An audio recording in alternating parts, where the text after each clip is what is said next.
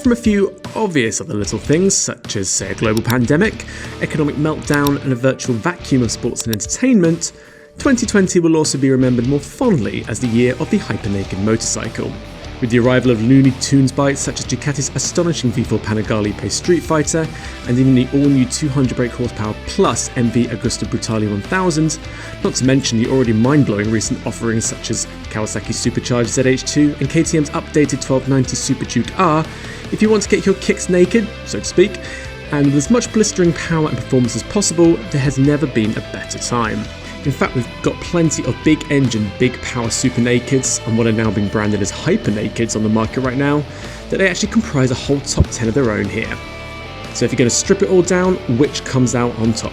We bear all, sort of, with this top 10 super naked and hyper naked rundown. Honda have never had any trouble when it comes to offering practical, comfortable, sensible motorcycles, which is probably why the Japanese giant has always sold so many of them.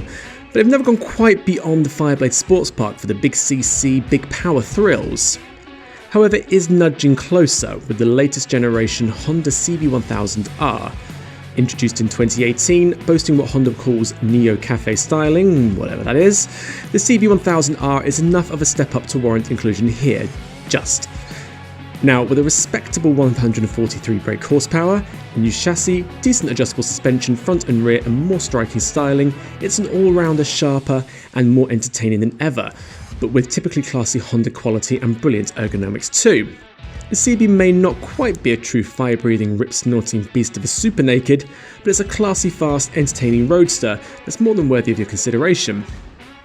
We just wonder if Honda, eyeing the current wave of offerings, would consider a naked-derived version of its ultra-powerful CBR 1000RRR Fireblade. Dear Honda, yes, thank you please. The Ducati Monster has never quite been a full-bore powerhouse super naked, instead being more of a roadster all-rounder with lashings of Italian Vito in character and style, but the latest 1200 S and particularly the previous now deleted R made a convincing stab at it.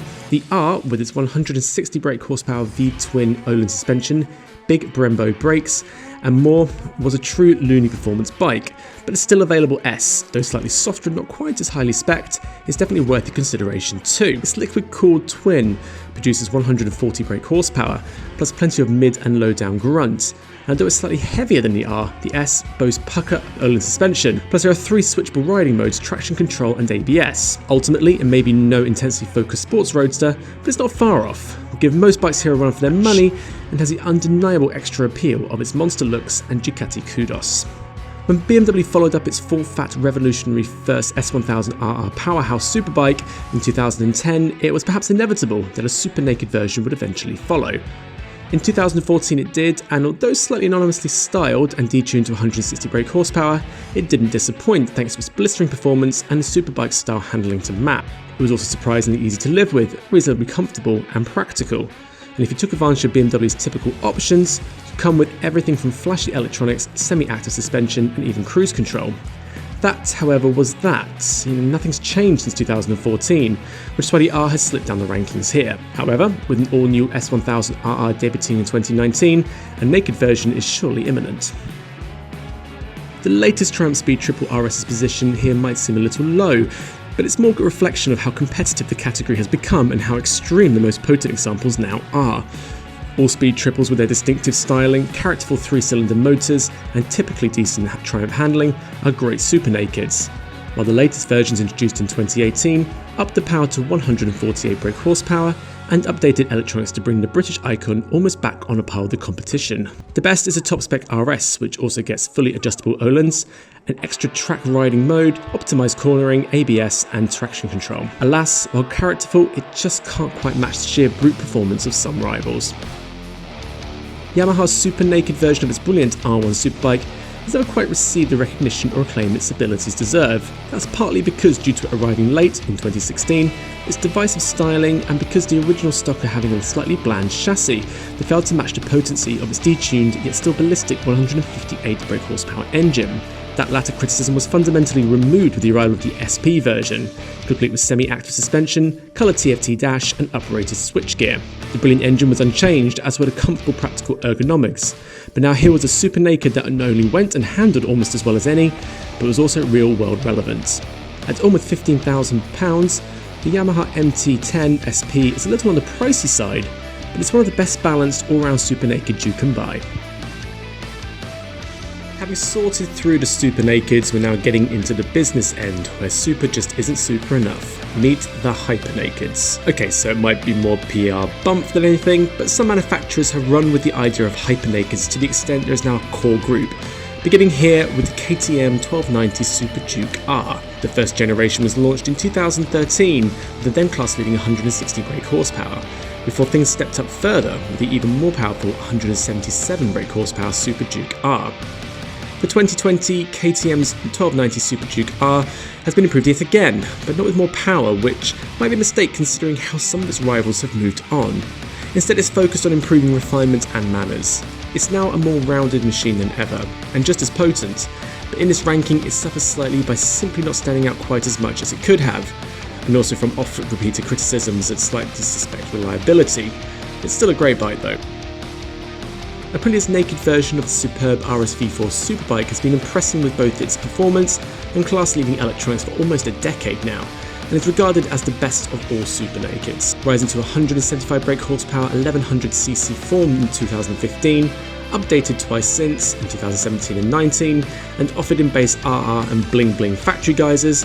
The Tuono has remained arguably the best real-world performance bike you can buy, even though it's now starting to age against newer opposition. Indeed, its latest factory version is not only powerful and grunty, it has sorted any semi-active suspension and class-leading electronics, so it's an absolute riot to ride.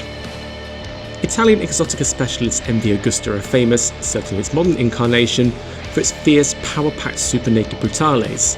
So the return of a new 1000cc version for 2020, 4 years after the demise of the old 1090RR, is big news.